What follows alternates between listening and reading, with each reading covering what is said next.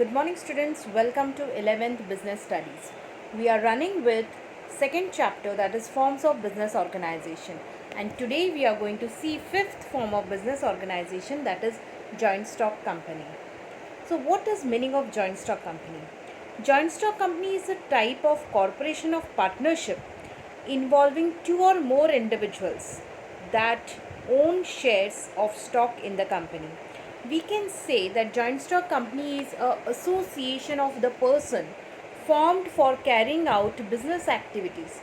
That means it's a group of persons which is formed to carry on the business activity that has a legal status and which is independent from its members. That means if member becomes insolvent or lunacy or death of a member, it will not affect joint stock company. So joint stock company is a voluntary association, or we can say it is a corporation of persons who come together to do a business and that has a legal existence. Now you can see on the screen second point, certificate of ownership, that is shares. So it specifies that the person who purchased the share of a company are having the ownership of that company. They are called as shareholder as well as member, and they are the owner of the company. So the shares are issued by the company in return for each financial contribution. That means if you want to invest in a company, you have to give a financial contribution, have to give a capital, and then purchase share and become a member of a company. The shareholders are free to transfer their ownership interest at any time by selling their shareholders to others.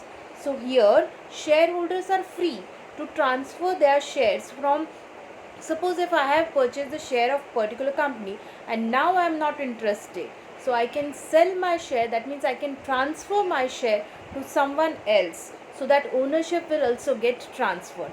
But this can be done only in case of public limited company. Shares are freely transferable in case of public limited company, and in case of private limited company, shares are transferable but not freely transferable. They are transferable with certain procedure which you have to follow. So shares in a private company are not freely transferable, shares in a public company are freely transferable. Now there are certain key points which you have to keep in mind of joint stock company, or we can say they are the features of joint stock company. The number one is voluntary association. I think you all are clear with what is voluntary association. That means person can come and join the can join the company and can leave the company by their wish.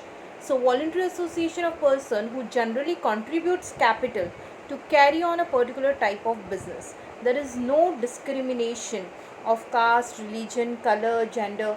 Anyone can come and become a member of joint stock company. Persons who contribute capital becomes the member of the company. The person who contributes capital gets the share and they become a member of that particular company. So company has a legal existing, or we can say separate legal entity from its member, which means even if member die or the company remains same, it is the existing company. That means company has a long life, or we can say perpetual succession. If member, or if any of the member die, or if there is any insolvency or lunacy or retirement, it will not affect joint stock company at all, because it has a separate act, it has a separate entity, it has all the things separate. That means it's an artificial person which is created by law. Okay, the next one is this type of company needs huge capital investment. That means it's a large scale company, huge capital is required. The total capital of joint stock company is called share capital, because they have collected this capital by issuing shares, and it is divided into a number of units called share. So whatever the capital they have got, they have given a some part to different peoples. That means the members. So each part, each unit is called as share, and members are called as shareholders. They are the owner of the company. Okay, so these are the key points: voluntary association, contribution capital, legal entity, large capital, share capital, members. Okay, so this is perpetual existence, you came to know. Now we will move towards some characteristics. Number one, it says that it is a separate legal entity distinct from its people engaged in it. Obviously, joint stock company is having a separate legal entity and the members are having separate entity. So it will not affect joint stock company at all. The number of employees may come and go, that means the number of shareholders may come and go, but the company will still keep on be stable in the market. It involves three sets of economic actors. That is, number one, shareholders. Who are the shareholder? The one who provides financial contribution or capital, and in return they get share in the profit. So whatever profit comes to a company, that has to be divided and given back to the shareholder because they have contributed the capital. So the dividend is given back to the shareholders. Next comes director. Directors also play an important role. They protect the interest of the shareholder. Who are the directors? Directors are the elected representative of shareholders, because shareholders are scattered all over the world. N number of shareholders are there. They will not come and manage the company, or they will not come and see the affairs of the company. So all the shareholders do an election and elect the board of directors who will take care of company's affairs. So directors are the elected representative of shareholders. So they protect the interest of shareholder. They ensure the company is working within the law and legally. It does not trade in case of bankruptcy. Okay.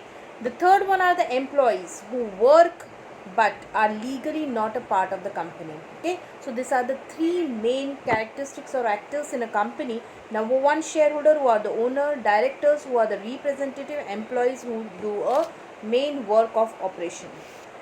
Now, compulsory incorporation. Each and every joint stock company have to compulsory register themselves or have to be incorporated under the law, or whatever the existing law. They have to make a registration of their company. So it is voluntary association, but it has to be incorporated. It is artificial person. Why do we say joint stock company is an artificial person? Because it has every right, each and every right like a person has. Only the difference is joint stock company cannot breathe, cannot eat, cannot walk, but they have all other rights, like they can purchase the property on their name, they have a signature as a common seal, they can file a case against someone, or some other company can file a case against them, they can enter into a contract. So everything can be done like a person. So it is called as an artificial person, which is created by law. Now, common seal. I said common seal is like a signature where the name of a company is engraved on it. So wherever the signature of a company is required, this common seal is affixed. So common seal is very important in case of joint stock company, and the two directors are also required to sign along with this common seal. Next characteristic is perpetual existence or perpetual succession, means long life. Okay, so members may come and may go, share as they transfer the share, so shareholder keeps on changing, but it won't be affecting the joint stock company. Joint stock company will be stable in the market. That is called as perpetual succession, long life. Then next comes limited liability. Usually the liability of the members, that means the shareholder of a company, is limited up to the extent of unpaid amount of shares held by them. I suppose if I have 10 shares and I have paid only the amount of 5 shares, so remaining are unpaid shares or whatever. For example, I have one share which is of we can say 2000, and I have paid only 1000. So 1000 is my liability which I am liable to pay to company. It cannot extend above 1000. So unpaid amount will be my liability. Now, share capital. So how does the company gets capital? They raise the capital by issuing shares. That means they make a issue of the shares and get the capital, contribute the capital. The member who hold the share of a company can transfer the share ownership in any other person without the company's permission, but this is only in the case of public limited company, not in the case of private limited company. Next characteristic is separation of ownership and management. Now, why we say there is a separation of ownership and management? Ownership is in the hand of members, that is shareholder, and management is done by board of directors, who are the elected representative of shareholder. So shareholders are different and board of directors are different. So it is clear that the ownership and management are separate. Next comes legal entity. Now joint stock company has a legal entity, or we can say separate legal entity. Why? Because it has a separate existence as compared to its member. So member cannot be personally held liable for the act of the company, for filing a case or any other thing, because now after registration, after incorporation, company has a different or a separate entity than its member. Large membership, obviously there are large number of shareholders, large capital, and it's a huge joint stock company. So what are the merits of joint stock company? Limited liability, very important. The shareholder will invest more number of members will increase, because their personal property is not in danger.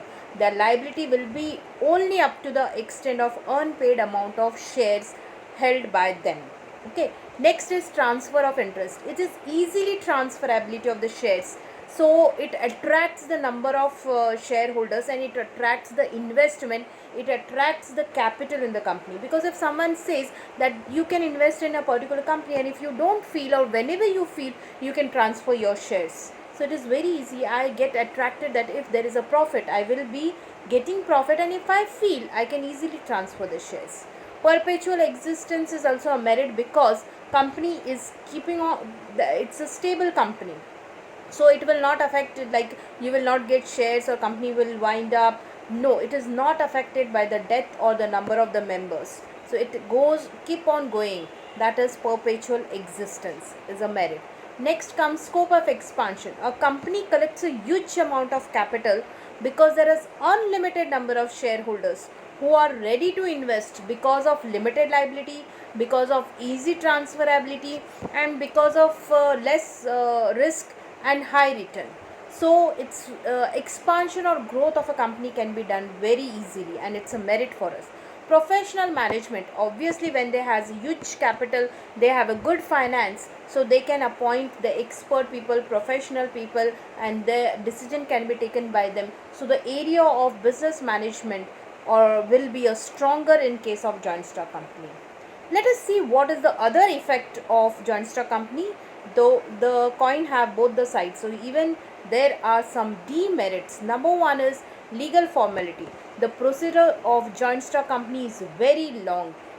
It is time consuming, it is expensive, and it requires a lot of legal formalities to be filled up. So more time is required.